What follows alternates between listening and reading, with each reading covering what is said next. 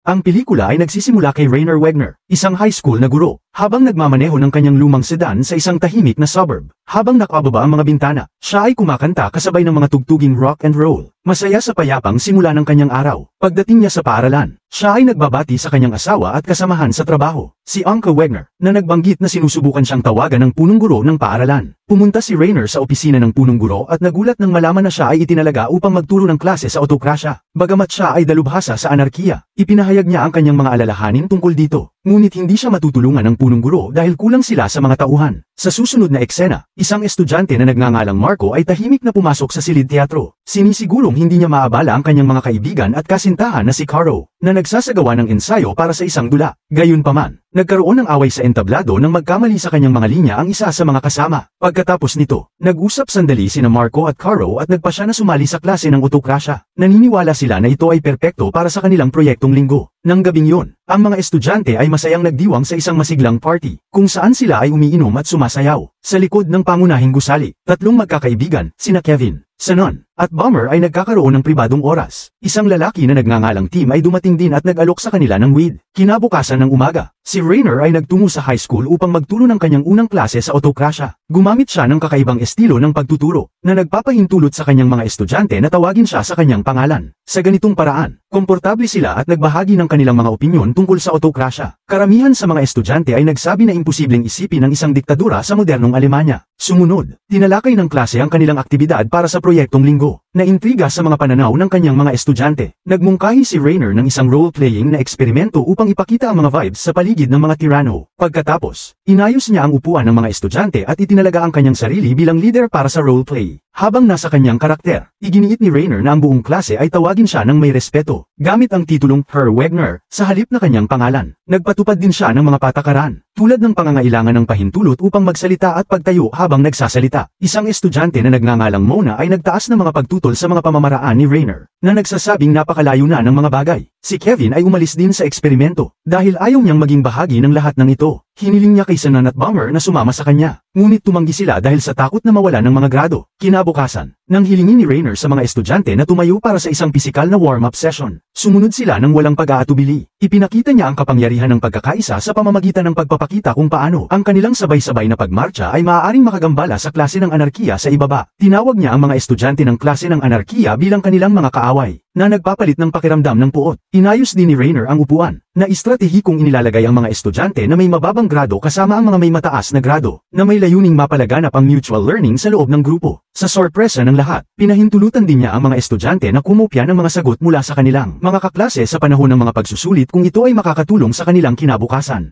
Muling nagtaas ng pagtutol si Mona, na nahihiya sa pagkakaiba sa pagitan ng magagaling at mahihinang estudyante. Gayunpaman, iginiit ni Rainer na walang mahihinang estudyante. Mayroon lamang mga estudyante na may mahihinang grado. Ang klase ay patuloy na lumalawak, na may 2 estudyante mula sa klase ng anarkiya na nagpapahayag ng interes na sumali sa klase ng autokrasya. Sa isang pagsisikap na itaguyod ang pagkakaisa at buwagin ang mga pagkakaiba ng klase, iminungkahi ni Rainer na lahat ng mga estudyante ay magsuot ng puting shirt at jeans bilang kanilang uniforme. Ang karamihan sa mga estudyante ay sumang-ayon at tinulungan ang bawat isa na sumunod sa dress code. Gayunpaman, muling tumutol si Mona, na nagsasabing inaalis nito ang individualidad. Bilang resulta, nagpasya siyang umalis sa grupo ng proyekto. Sa huli, sumang-ayon ang klase na magsuot ng puting shirt at jeans bilang kanilang uniforme. Ang ilang mga estudyante ay nagpahayag ng mga alalahanin tungkol sa abot kayang presyo para sa bagong uniforme. Ngunit ang iba ay nag-alok ng kanilang mga extreme shirt, na nagpapahintulot sa kanila na magpatuloy sa mga uniforme. Si Rainer ay nasisiyahan sa pag-unlad ng kanyang eksperimento. Sa kanilang pagpunta sa paaralan kinabukasan, tinanong ni Marco si Caro kung bakit hindi siya nakasuot ng puting shirt. Nagalit siya at iginiit na hindi niya kailangang magpaliwanag. Gayunpaman, iginiit ni Marco na ang kanyang ugali ay sumasalamin sa egoismo na tinalakay ni Rainer. Nang maglaon, nang pumasok sila sa silid-aralan, nakaramdam ng pag-iisa si Caro dahil hindi siya nakasuot ng uniforme. Walang gustong makipag-usap kay Caro. Samantala, dumating si Rainer kasama ang mga bagong transfer students, at inanunsyo na lumipat na ng klase si Mona. Habang lumalaki ang grupo, si Dennis, ang leader ng theater class, ay nagmungkahi na bigyan ng pangalan ang grupo. Lahat ay nagsimulang magmungkahi ng iba't ibang pangalan, ngunit hindi pinansin ang kamay ni Caro nang itaas niya ito. Habang siya na lamang ang nakataas ang kamay, nagkatahimikan ng klase hanggang sa wakas ay kinilala siya ni Rainer. Ang mungkahi ni Marco na The Wave ang nakatanggap ng pinakamaraming boto. habang ang mungkahi ni Caro na The Changers ay tanging kanyang sariling boto lamang ang nakuha. Ngayong nagkakaisa na sila, hinikayat ni Rainer ang kanyang mga estudyante na mag-ambag sa grupo. Si Sanan ay inatasan na gumawa ng logo ng grupo, habang ang isa pang estudyante ay gumawa ng MySpace page. Habang nangyayari ang lahat ng ito, patuloy na nakaramdam ng pag-iisa si Caro, kasama na ang kanyang guro. Maya-maya pa, sinubukan ng ilang estudyante ng anarkiya na guluhin si Tim habang siya ay nagbibisikleta pauwi. Inaasar nila siya at tinatawag ng mga pangalang nakakainsulto. Gayunpaman, agad na dumating sina Sanan at Bomber upang iligtas ang kanilang kaibigan at ipagtanggol siya. Ipinakita nito ang lumalaking pagkakaisa ng The Wave.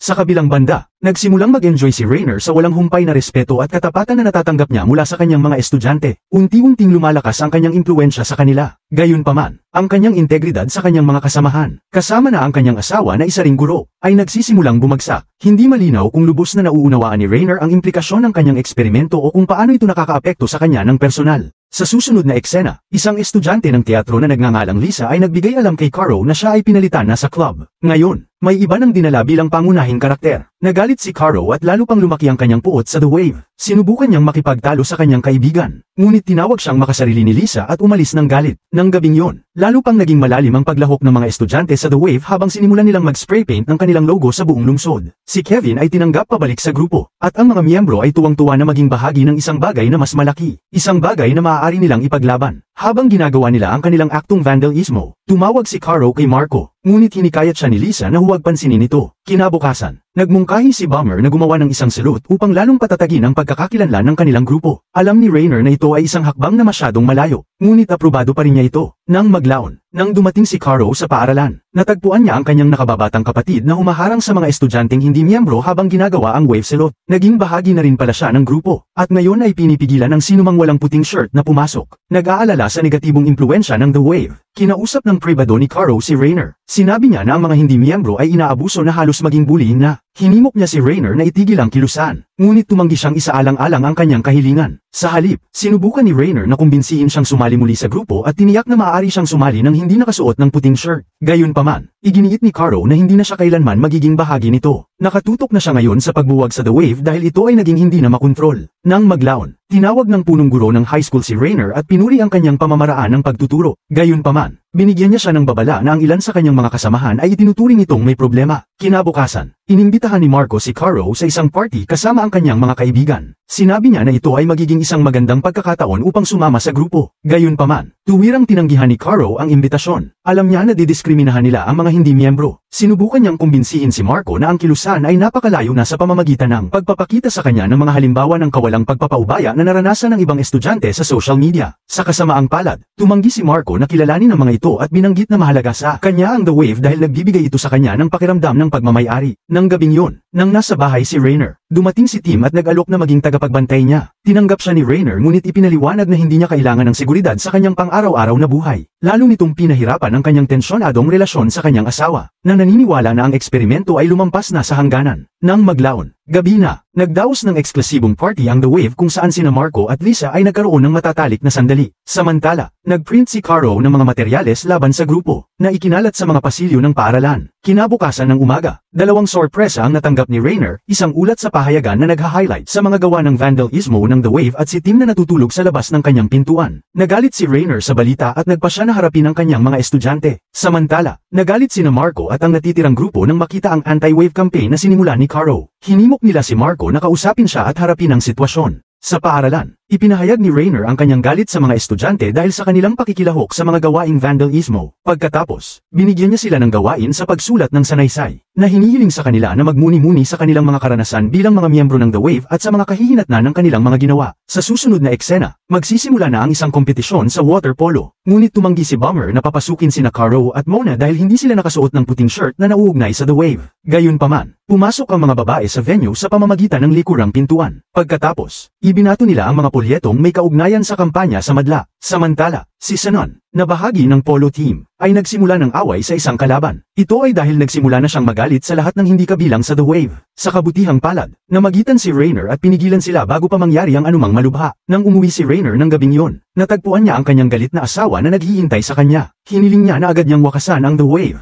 at inakusahan siya ng pagmamanipula sa mga estudyante para sa kanyang sariling agenda. Gayunpaman, hindi nagustuhan ni Rainer ang tono niya at tinawanan niya ang pag-asa ng kanyang asawa sa mga antidepressant. Malinaw na nasa sinaktan ng babae at umalis siya ng galit sa bahay. Sa kabilang banda, kinonfront ni Marco si Caro tungkol sa mga anti-wave flyers. Sinabi niya na sinusubukan niyang magdulot ng gulo sa mga estudyante sa kanyang negatibong agenda. Nang hindi siya sumagot, sinampal niya rin siya ng malakas sa mukha. Nagdulot ito ng pagdurugo sa bibig ni Caro at sa wakas ay napagtanto ni Marco na siya ay naging isang halimaw. Kaya, nagmamadali siya sa bahay ni Rainer at nagmakaawa para sa pagbuwag ng grupo. Sinabi niya na binago siya ng The Wave sa mga paraang hindi niya inaasahan. Tila nakikiramay si Rainer sa kanya at nangako na aayusin niya ang sitwasyon kinabukasan. Kinabukasan sa klase, tinipon ni Rainer ang lahat ng mga miyembro ng The Wave. Binasa niya ang kanilang mga sanaysay, na higit na nag-highlight sa mga positibong aspeto at malakas na pakiramdam ng komunidad na naranasan nila bilang bahagi ng The Wave. Pagkatapos, nagbigay siya ng masigasig na talumpati, na nagpapahayag ng kanyang malalim na pag-aalala tungkol sa estado ng Alemanya at sa kagiat na pangangailangan ng pagbabago. Matatag siyang naniniwala na ang The Wave ang solusyon sa mga problema ng lipunan na kanilang kinakaharap at idineklara na ang grupo ay magpapatuloy na gumawa ng kasaysayan. Ang talumpati ay nagdulot ng matinding galit kay Marco dahil nangako si Rainer na bubuwagin ang grupo. Sa isang pagsabog ng galit, kinonfront niya siya sa harap ng klase at tinawag siyang manipulator. Gayunpaman, mabilis siyang pinatahimik ng ibang mga miyembro, na tinawag siyang traidor. Pagkatapos, inutusan ni Rainer ang kanyang mga estudyante na dalhin si Marco sa entablado, at sumunod sila ng masunurin sa kanyang mga utos. Pagkatapos nito, tinanong ni Rainer kung ano ang dapat nilang gawin kay Marco, ngunit nanatiling tahimik ang lahat.